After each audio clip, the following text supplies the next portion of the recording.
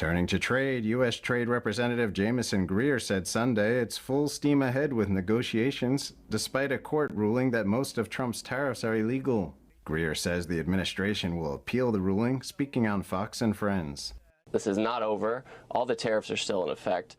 Greer warned withdrawing the tariffs would devastate the economy. It would be disastrous. Remember that over President Biden's presidency, the trade deficit increased by 40%. It was already enormous, and it increased to $1.2 trillion, which means manufacturing jobs overseas, importing food from overseas. The imbalance is just unsustainable. The trade representative says pulling the rug from out under tariffs would harm the country. We've negotiated a number of great trade deals with companies premised on the existence of these tariffs.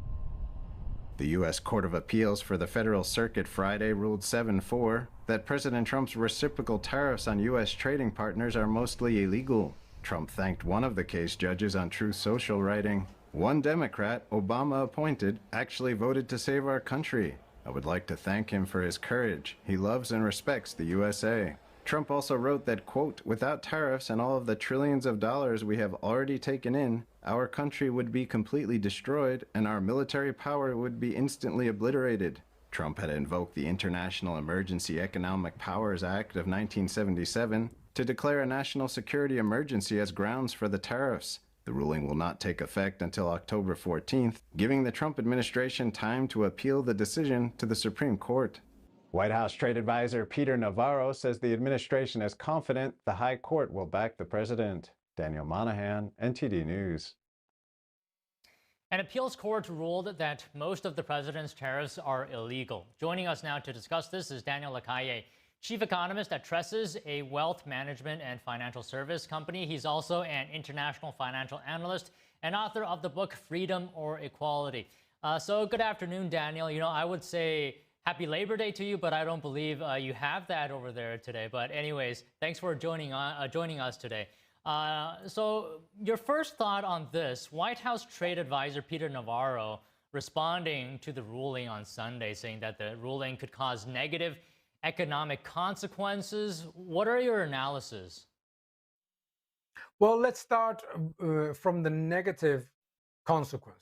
If we think about the negative consequences, the first one is the lack of credibility of the United States. If once many countries have signed so many trade deals, suddenly a judge or a court of appeal decides that the tariffs are illegal, makes absolutely no sense. It's very important to understand that what the Court of Appeal is saying is more than the past. It's talking about the reciprocal tariffs that President Trump announced in what is called Liberation Day. But ultimately, we have found, and it's very evident, that President Trump was using that announcement in order to negotiate a good trade deal that was positive, not just for the United States, but also for the trading partners that signed it. So what the Court of Appeal is basically doing is making a decision on something that makes absolutely no sense, because those trade deals demonstrate that the U.S. trading partners agree with the current level of tariffs and agree with so many positive elements that have been signed afterwards. It's a complete illogic decision. And obviously, I also believe that the Supreme Court will overrule it. Okay, let's say hypothetically that these tariffs are eliminated. What disruptions could we see? What is at stake for American workers and companies? Okay, the first thing is that the negative consequence would be immediate, because in the trade deals that have been signed, there have been an enormous amount, more than $2 trillion of investments secured for America from the trading partners. Those would be immediately eliminated. Number two, there are enormous commitments from companies and from countries to invest in the United States and to bring manufacturing jobs to the United States. Those would also be eliminated in technology, in military, in also in many sectors. Actually, if you think about it, also in the energy sector. But more importantly, the United States needs to reduce its trade deficit and it needs to reduce its fiscal deficit. So another element that would be exceedingly negative is that we have just learned from the CBO that the tariff agreements will reduce the deficit in the next 10 years by $4 trillion. That obviously would be dismantled. And that would mean much higher debt, much higher inflation, and much higher problems for public finances. Furthermore, what we know as well is that the current agreements are bringing in between 23 to 30 billion dollars a day for the United States. That would also disappear.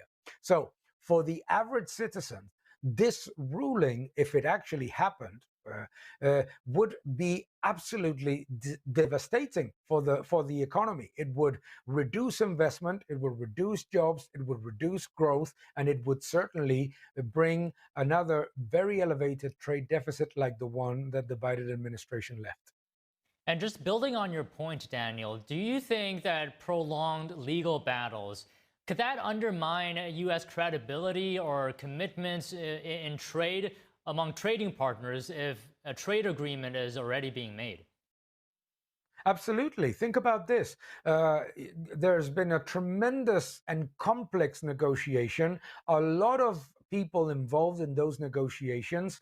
The countries involved reach a very significant agreement that is good for both. And suddenly, a court in the United States decides that it's illegal.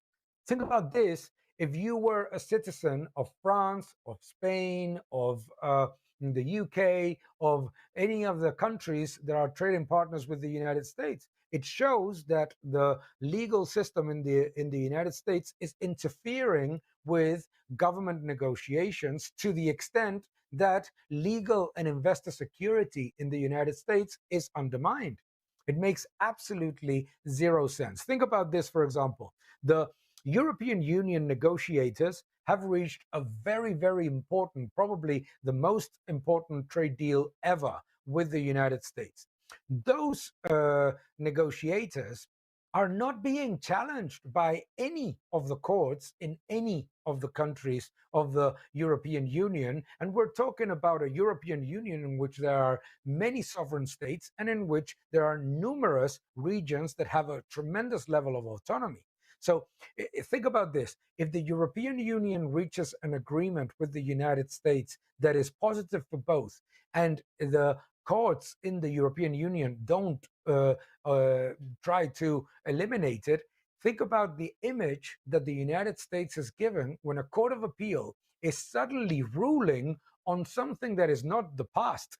It's actually like a distant past because it's ruling on the Liberation Day announcement. It is not ruling on the very significant and reciprocal and approved and completely free agreements between sovereign nations. Yeah, those are some very good points there, Daniel. And I'm just thinking about all the aspects, all the areas this could impact. What about markets? Are we going to see volatility in markets amid this uncertain outlook on tariffs? Well, we're not seeing a lot of uncertainty and a lot of volatility in markets because markets in general took the news with the same way that I have taken it, which is to see that it's basically going to be completely eliminated by the Supreme Court. And I think that that's basically the consensus. However, think for a moment, if the Supreme Court ruled the same way as the Court of Appeal, there is absolutely no agreement that any administration is going to make now or in the future that would be considered as valid in long-term agreements. It's incredible. Nobody in their right mind would consider in Japan, in China, in South Korea, in the European Union with 27 sovereign nations, and they are agreeing and reaching positive agreements, and suddenly you have a situation in which there is absolutely no legal certainty because a court of appeal can suddenly completely destroy the work of negotiators that have taken weeks, in some cases months, to complete. Well, it seems like the impacts are very large when you put it into perspective for us. I'll just ask you one more thing, Daniel. Besides tariffs, let's say, are there any other tools, or is tariffs the best to achieve reshoring or reducing deficits?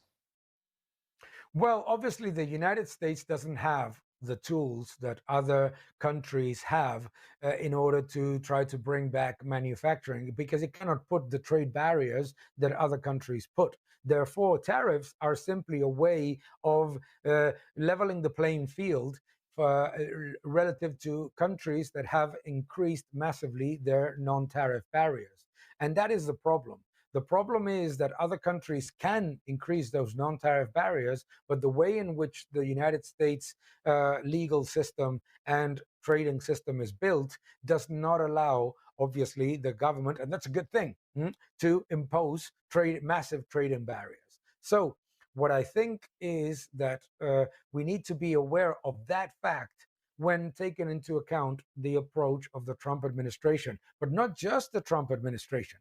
What I find absolutely amazing is that this Court of Appeal made this ruling when it makes absolutely no mention of the fact that the Biden administration maintained all of the tariffs of the first administration, the first Trump administration, and actually increased some of them. So it looks like it's a political decision. It looks like it's not a ruling on the way in which tariffs have to be announced, which what it basically is saying is that it should go through Congress. Well, if it's saying that it should go through Congress, why didn't those judges and courts of appeal say anything about the tariffs of the Obama administration or the Biden administration? So there's a political motive.